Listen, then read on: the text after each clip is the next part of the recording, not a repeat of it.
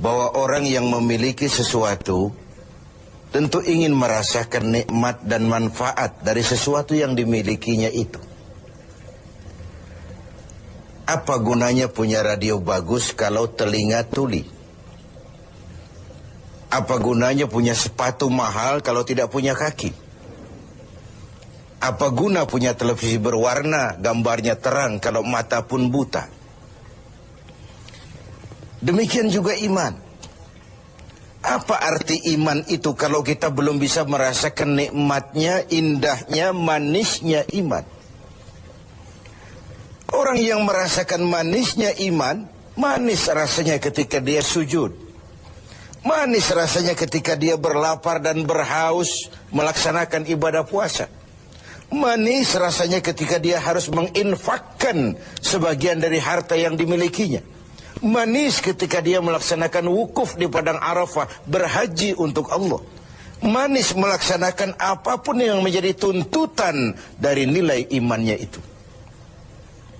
Untuk bisa merasakan nikmatnya, manisnya, indahnya iman, Rasulullah sallallahu alaihi wasallam mengajarkan kepada kita salasun man kunna fihi wajada halawatal iman. Ada 3 perkara.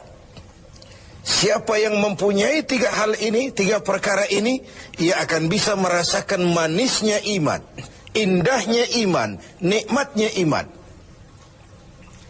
Apa yang 3 itu? Pertama, ayyakuna Allah wa rasuluh ahabba ilaihi mimma siwahuma. Seseorang yang cintanya kepada Allah dan Rasulnya di atas segalanya. Kita diberikan hati, dalam hati bertumpu sejuta rasa. Apa yang paling dominan di hati, itulah yang jadi kecenderungan kita. Bahwa kita cinta harta benda, tentu. Kita cinta tanah air, itu pun bagian dari iman. Kita cinta pangkat dan jabatan, wajar. Kita cinta anak dan istri, iya. Dan agama pun tidak melarang. Persilahkan. Cintailah apa yang perlu kau cintai.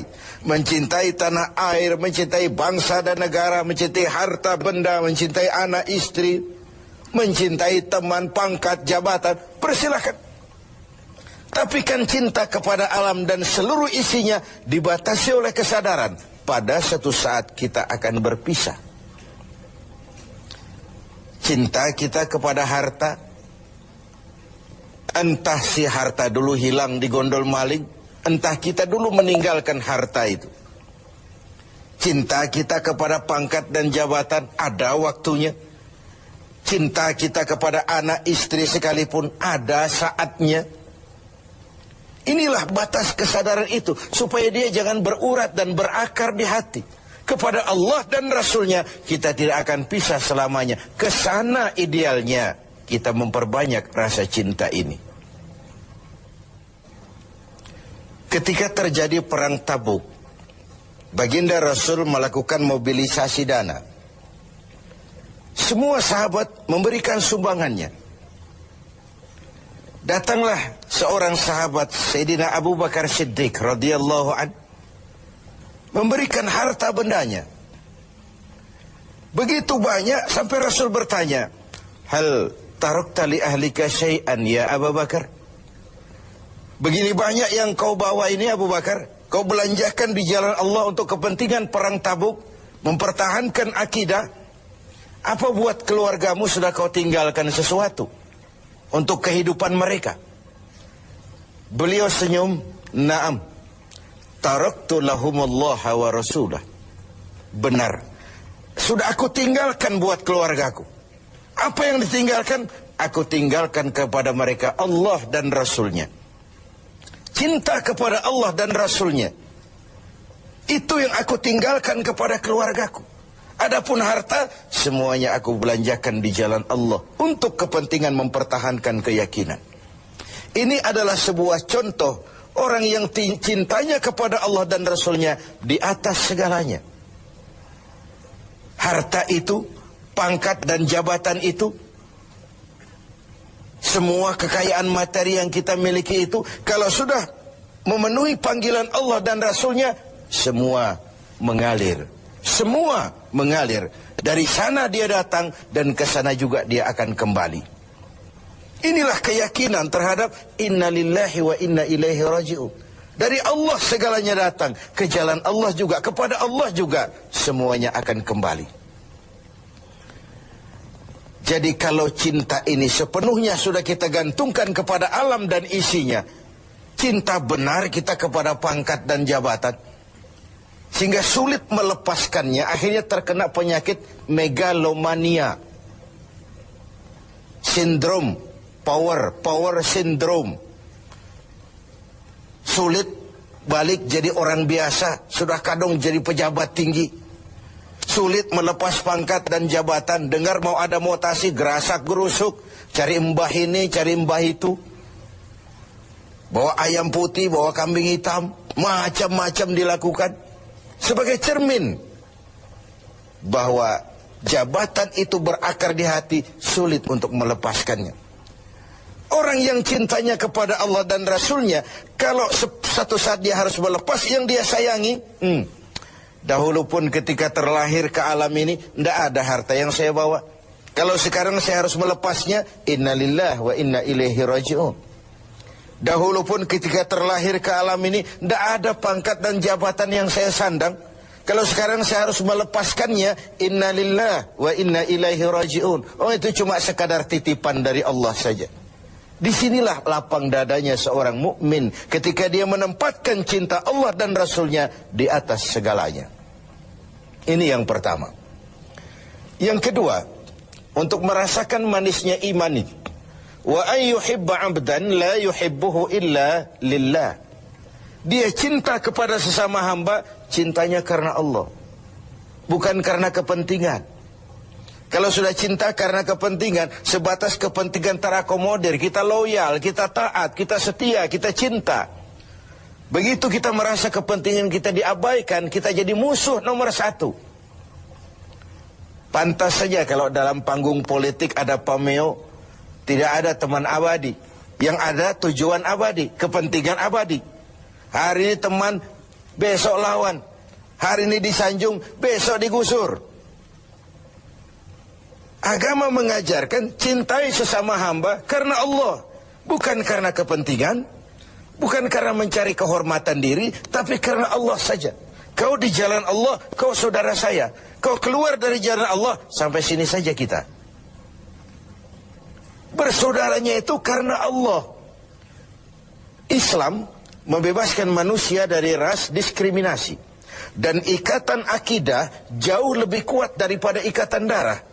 Tidak ada persaudaraan yang lebih kokoh selain persaudaraan yang diikat dengan nilai-nilai akidah. Saya sih tahu mabuk itu haram, cuma saya ngormatin teman. Ngormatin teman, ikut minum. Saya sih tahu judi itu haram, cuma diajak saya nggak enak sama teman. Ngormati teman, mengorbankan keyakinan. Untuk hal-hal yang seperti itu, tidak ada toleransi yang perlu dirumuskan. Bersaudara karena Allah, bertemu karena Allah, berpisah pun juga karena Allah. Ini yang mahal zaman sekarang.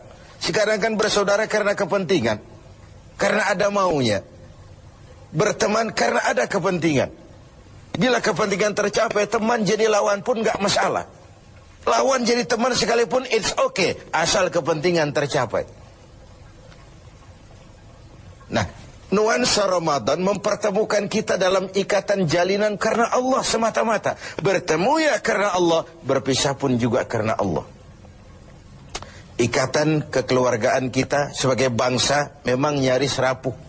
Berbagai konflik di daerah belum kunjung selesai. Baik yang bernuansakan agama, etnis, dan macam-macam lagi. Di Papua sana, di Poso sana, bahkan di kota-kota besar masih sering terjadi bentrokan antar kampung, antar tetangga, antar wilayah. Lalu keroyokan, rame-rame, menyatakan identitasnya pada proporsi yang salah sebenarnya. Bertemu karena Allah, berpisah juga karena Allah. Persaudaraan semacam itu melahirkan kenikmatan iman. Kenapa? Karena imanlah yang mengayomi itu semua. Yang ketiga terakhir, untuk bisa merasakan manisnya iman, wa ayyakraha ayyauda fil kufri ba'da idh anqazahu Allahu minhu kama yakrahu ayyukzafa finnar. Dia benci kekafiran, kebatilan, kezaliman, kemunkaran, ketidakadilan, maksiat. Setelah dia diselamatkan Allah dari hal-hal seperti itu, sebagaimana dia tidak suka kepada neraka, sebagaimana bencinya dia kepada neraka, begitulah dia membenci kebatilan, ketidakadilan, kezaliman. Tidak seorang pun di antara kita yang suka neraka. Jangankan lagi masuk, mendekat saja kita tidak kepingin. Seperti itulah harusnya sikap kita menghadapi kemunkaran, kebatilan, kezaliman, ketidakadilan. Bukankah Rasul mengisyaratkan, kalau kamu melihat kemunkaran, ubah itu dengan tangan. Kalau tidak mampu, dengan lidah. Kalau tidak sanggup, dalam hati. Setidaknya jangan join dengan kebatilan dan kemunkaran. Mengubah sebuah kemunkaran dengan tangan, itu simbol dari power. Siapa yang punya power? Penguasa. Tugas penguasa itu, yang punya pasukan, punya senjata, punya dana, punya sistem, punya strategi untuk memberantas kemunkaran. Ada yang memberantas kemunkaran dengan lidah, dengan bicara. Para ulama, para mubalik, para kiai, para wakil-wakil rakyat di DPR sana, mencegah yang munkar dengan lidah, bicara. Sampaikan apa yang menjadi aspirasi rakyat. Ada yang dalam hati saja, ini biasanya rakyat banyak. Bicara enggak didengar, kadang juga takut akibatnya, dalam hati saja. Setidaknya tidak join dengan yang namanya kemunkaran. Karena ketika yang ma'ruf berjalan, yang munkar juga berjalan, sama-sama berjalannya, lalu hukuman datang kepada yang munkar ini, yang ma'ruf pun akan terkena juga dampak dan akibatnya. Inilah makna pernyataan Quran, wattaqu fitnatan la tusibanna allazina zalamu minkum khassah. Takutlah musibah, bencana yang kalau datang tidak hanya menimpa orang-orang yang zalim di antara kamu, yang baik pun akan terkena juga dampaknya. Karena itu setiap kita mempunyai kewajiban moral untuk menjaga kemaslahatan umum secara